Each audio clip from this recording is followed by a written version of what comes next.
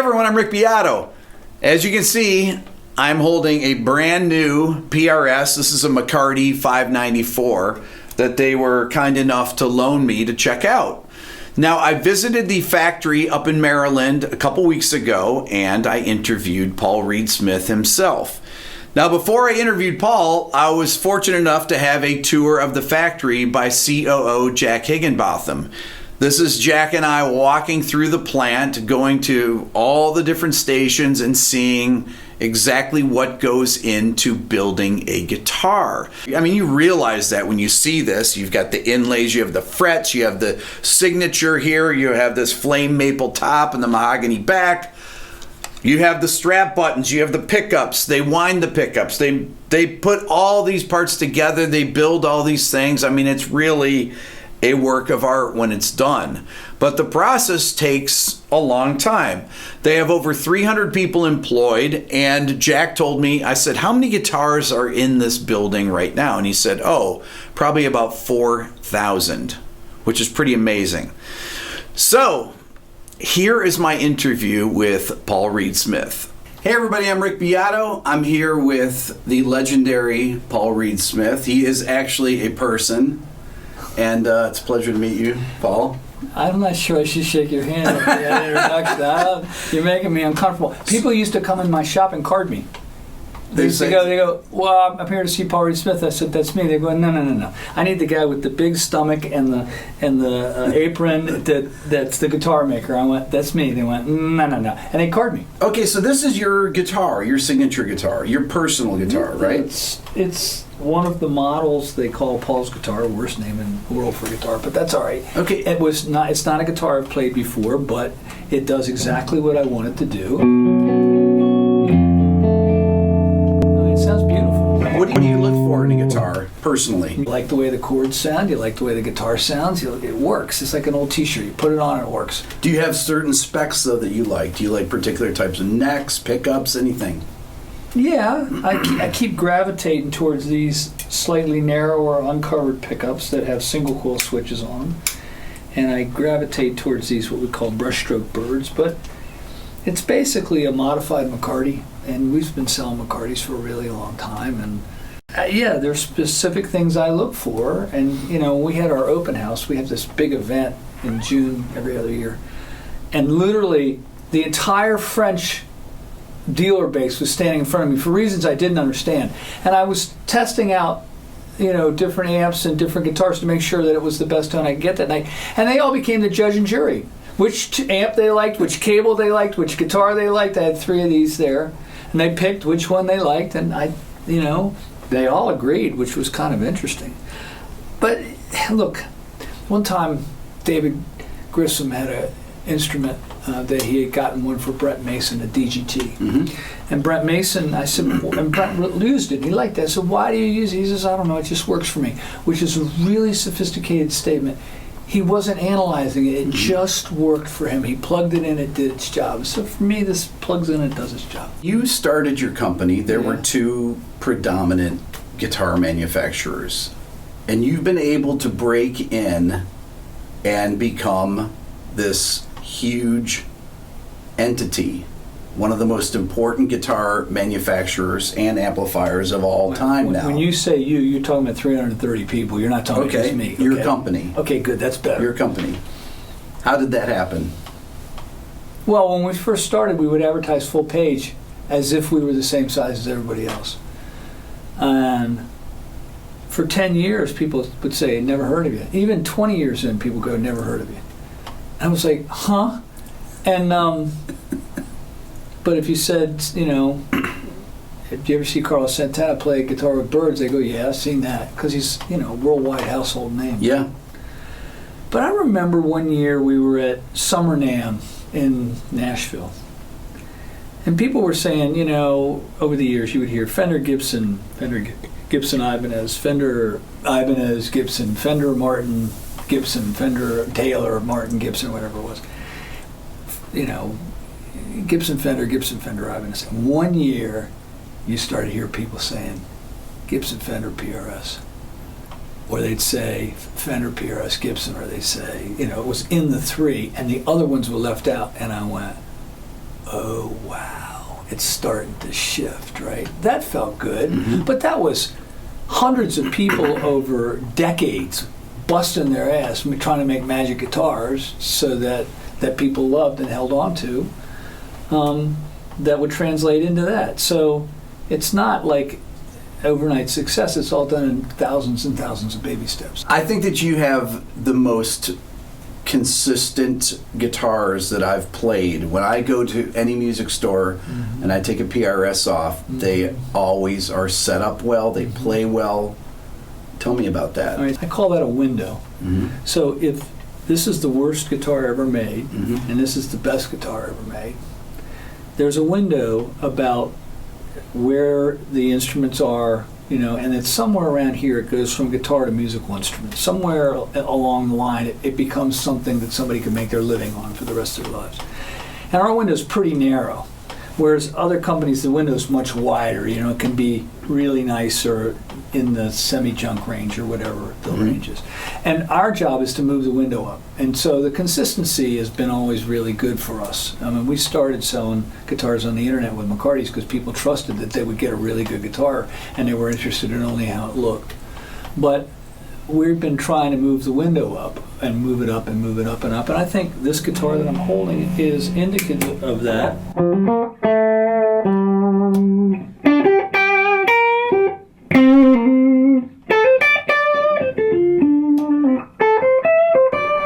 Guitar sounds good and loud.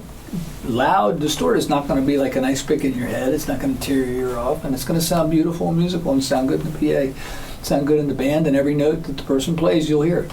When you go home, do you play the guitar? Sometimes. Depends. I'm in a mode right now where I'm working at night non-stop on one of our products. Okay. And it takes a lot of research. I'm working on something that's coming, and I have been a busy bee listening to every different kind of capacitor made. And I want to know, because a capacitor is a coil, and some people say it doesn't make any difference at all, and some people make all difference in the world. And what do you say? They all sound different. Do you like the way they sound different? Do you like it? That came from Ted Jensen, the great mastering engineer. Sure. He says all the gear changes the sound. The question is, do you like it? And as one other very experienced person in our industry said, did you listen to it? In other words, did you interview it? Did you listen to it? So I've been on a tear to understand that piece, but it's always done in pieces, whether it be the pickups for John Mayer's guitar or the pickups we just finished for our Carlos Santana prototype, or making a new piece of gear. It's a sum of its parts, and if you can't just throw a part in there. It's not the way it works. On the John Mayer guitar, I'm not typically. Let me plug it in. I'm not typically one for aesthetics necessarily on looks of guitars, but the white pickguard and the white guitar are perfectly matched. It's very hard to get a white pickguard and a white finish to look good together. How long did that take? Was that difficult? No. What was difficult was getting this lower scoop to have a different color than his and have a different contrast. That was really hard. But this is.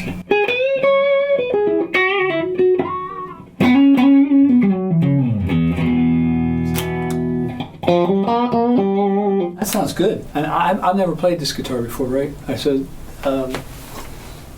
that's part of our pride. There was a guy at a clinic slagging me really bad in the back.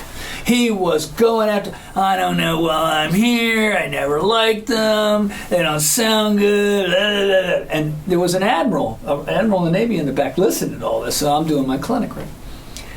And I was didn't know what was going on. And the guy was just slagging me, desperate. He says, I don't know why I'm here. I can't even believe I'm standing here. And I said, well, these things sound like 63 Strats. And the guy goes, and somebody else in there said, well, plug one in. So I just grabbed one and I pulled it off the wall and plugged it in and went.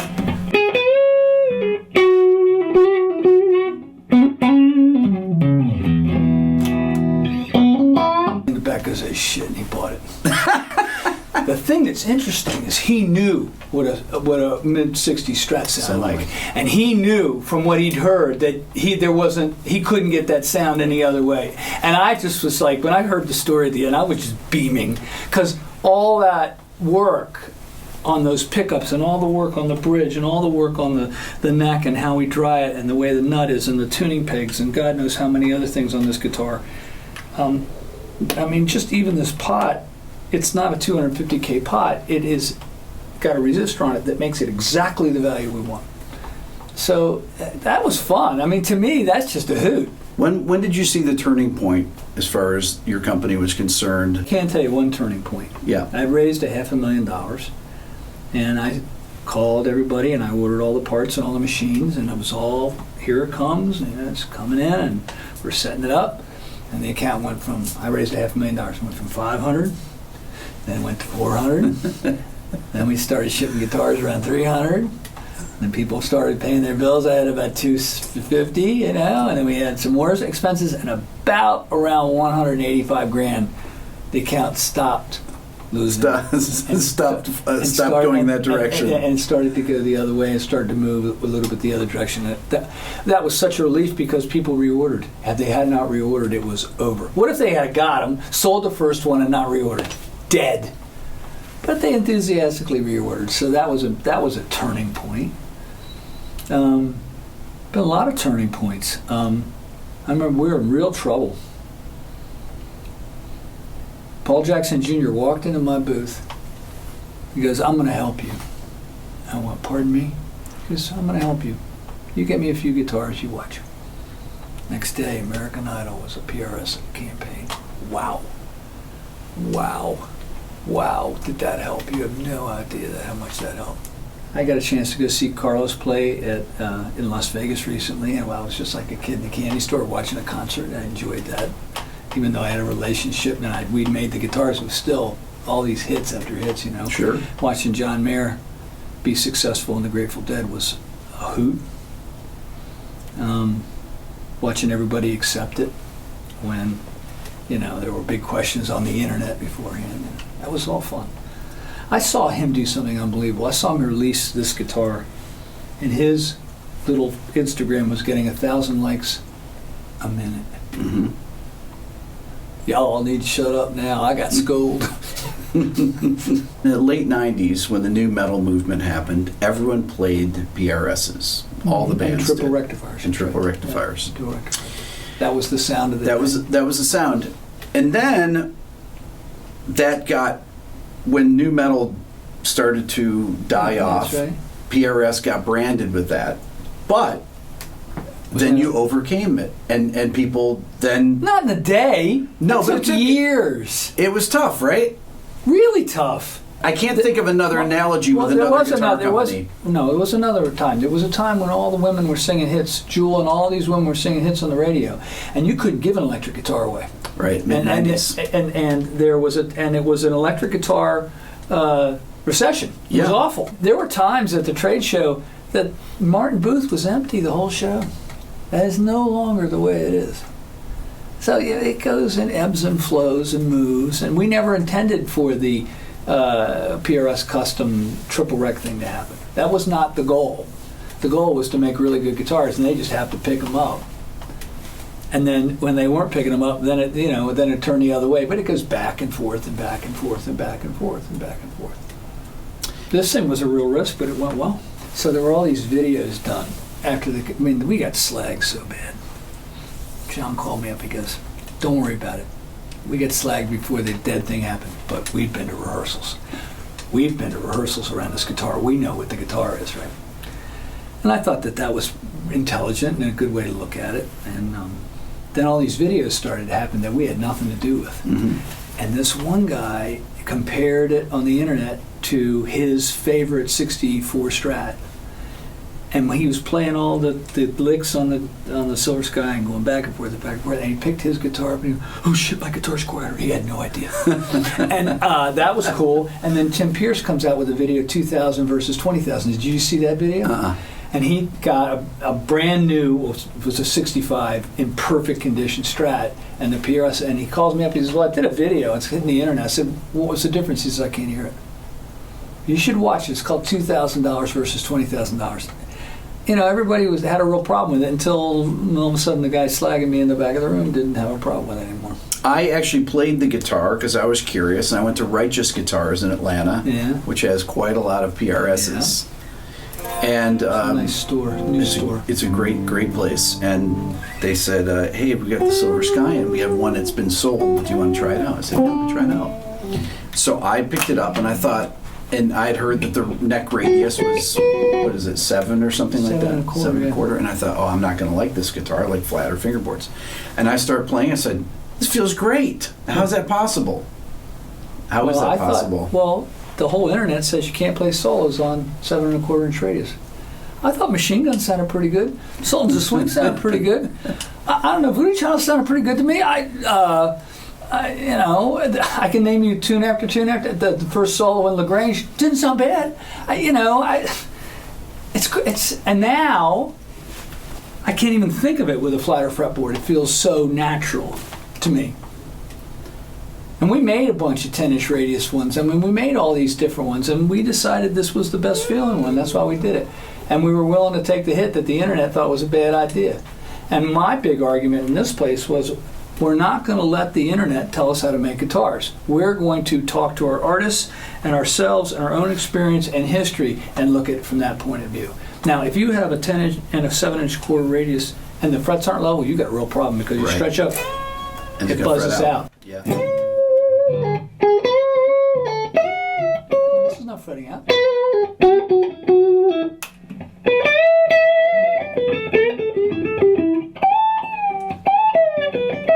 Fretting out at all. When you ship your guitars, you ship them with 10s, right? What do you like? I use 10s. I made the conversion. Okay. I tried 9.5s for a minute, but I made the conversion. The original scale length on a PRS was 25 inches because with a 42 on a 9 set, if you hit it hard on a shorter scale than that, it used to go sharp. And you go, oh, and so when you got to 25, I quit doing that. So it was intended to make sure that the strings played in tune when you hit them hard. But a lot of guys when they were using 25.5-inch scale stuff, they were tuning down.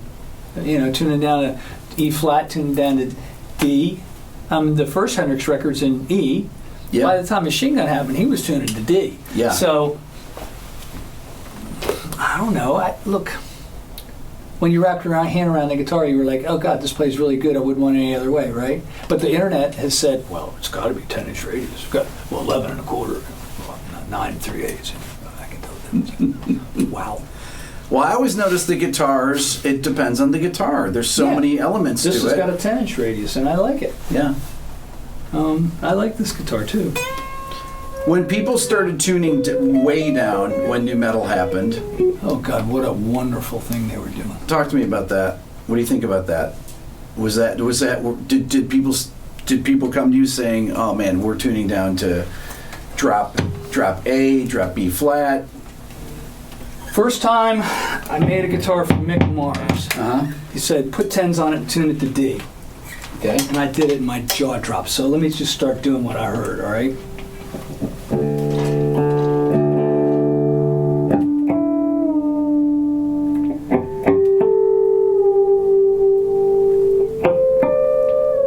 I love old school tuning. This is how we used to tune back when I was growing up.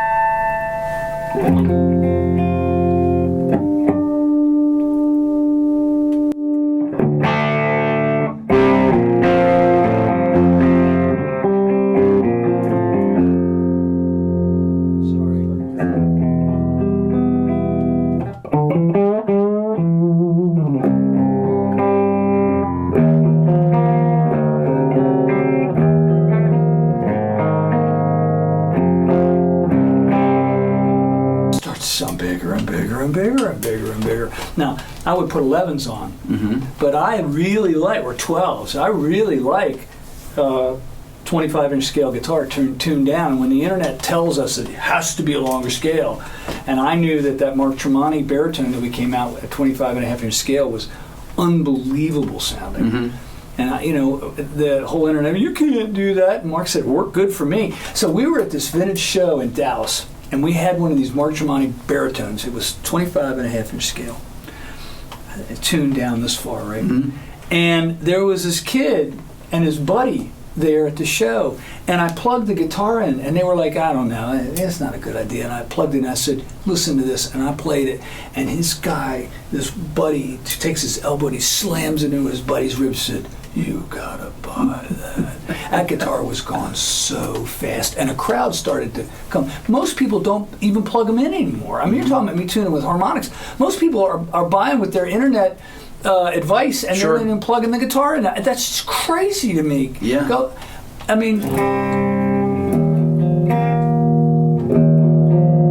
sounds beautiful.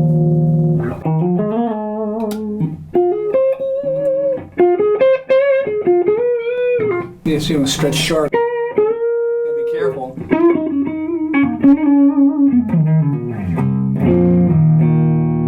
Southern Best is doing B2B. I'm the C2C, right? Mm-hmm. With a custom 22, and it's been doing that forever, and it sounds immense, And in Hendrix's day, there was not a 5-way switch for the in-between sounds, right. And they would take a file out, and they knew that they could put an extra bump in it, or they could hold it up in the middle to get those sounds.